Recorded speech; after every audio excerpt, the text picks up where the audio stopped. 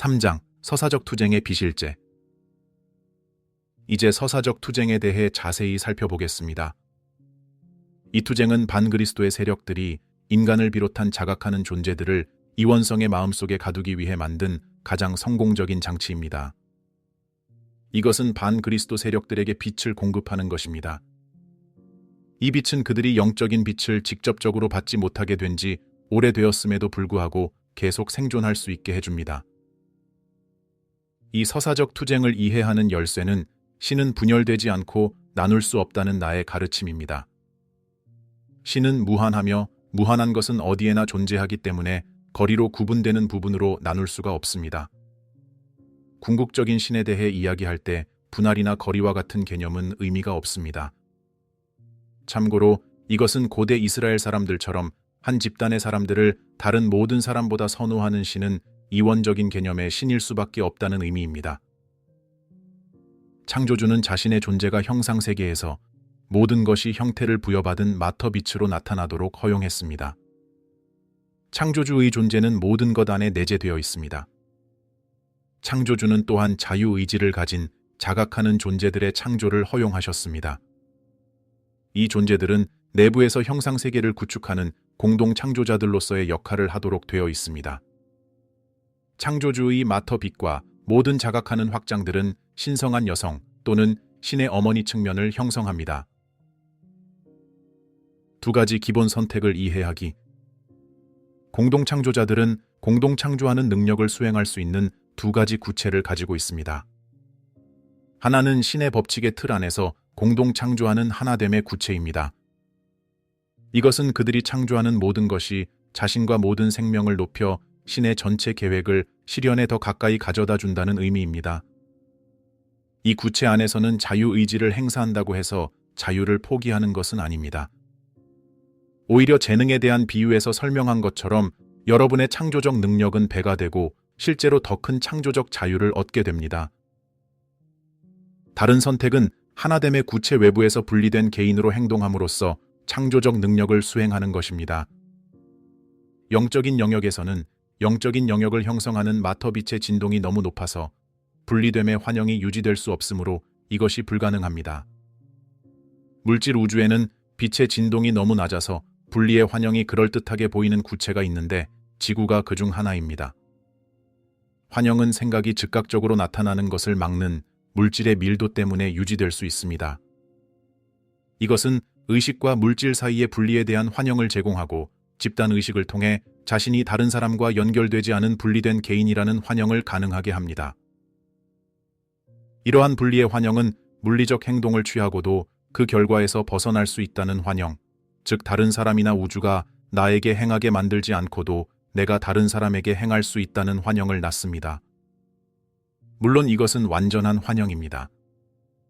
아무도 자신의 행동의 결과에서 벗어날 수 없기 때문입니다.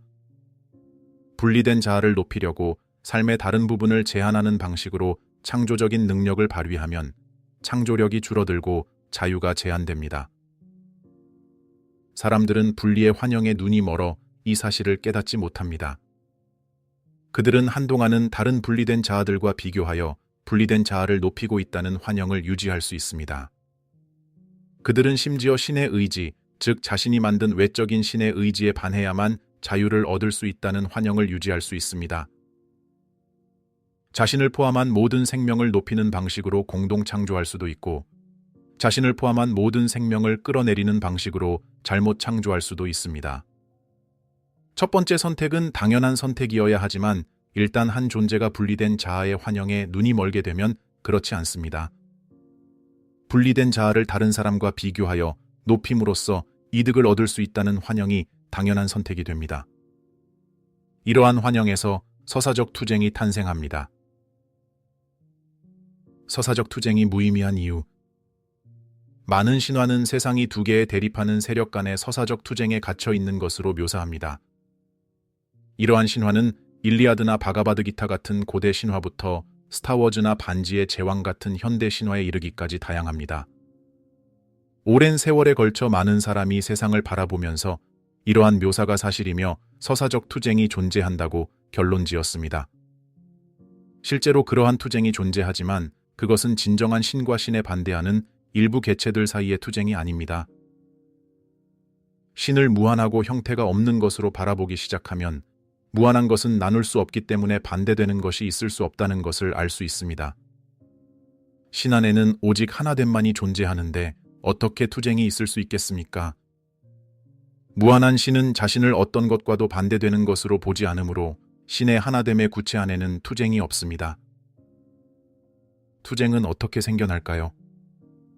거리감을 만들어야만 하나됨을 떠날 수 있는데 그것은 영원히 분리될 두 개의 대립되는 극성을 정의함으로써 가능합니다.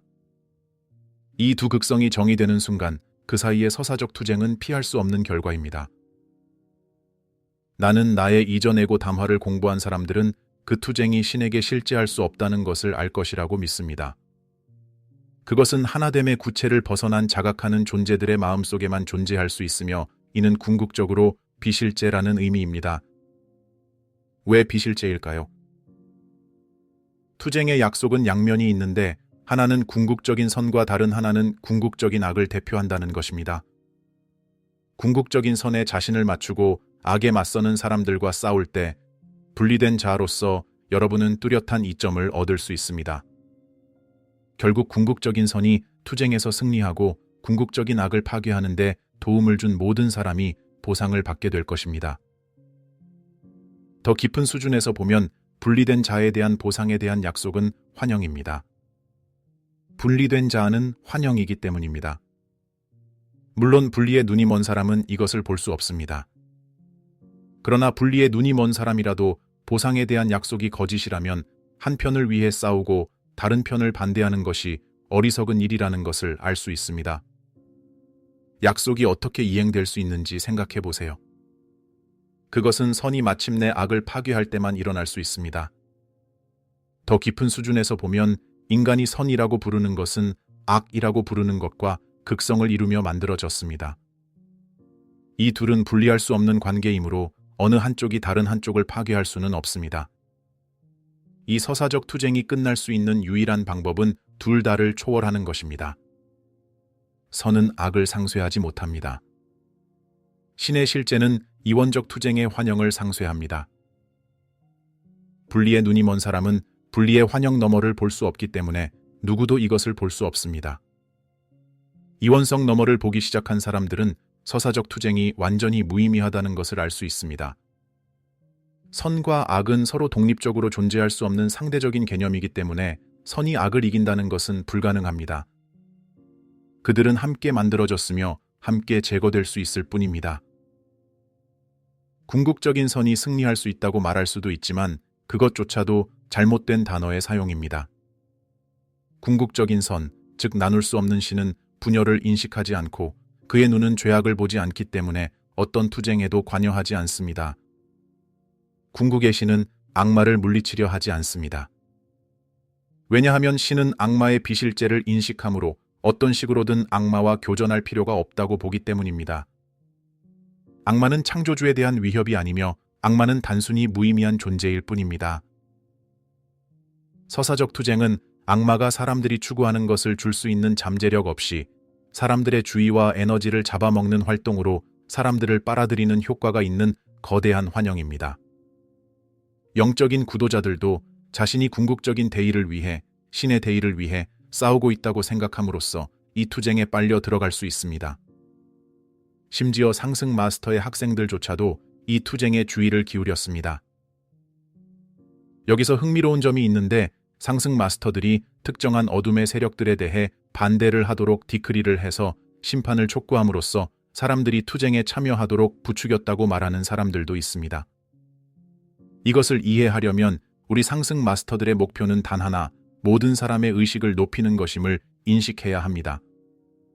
그러므로 우리는 사람들이 현재 있는 의식 수준에서 그들을 만나고 거기서부터 그들을 끌어올리는 가르침을 주어야 합니다. 최근까지 지구상에서 우리가 오늘날 발표하는 비이원론적 가르침을 받아들일 준비가 된 사람은 거의 없었습니다. 과거에는 사람들이 이해할 수 있는 것에 적응해야 했고, 사실 서사적 투쟁조차도 영적인 진보를 촉진하는 데 사용될 수 있습니다. 진보의 가장 큰 적 중 하나는 사람들이 특정한 생활 방식에 익숙해지고 단순히 물질 세계의 삶을 즐기고 싶어 한다는 것입니다.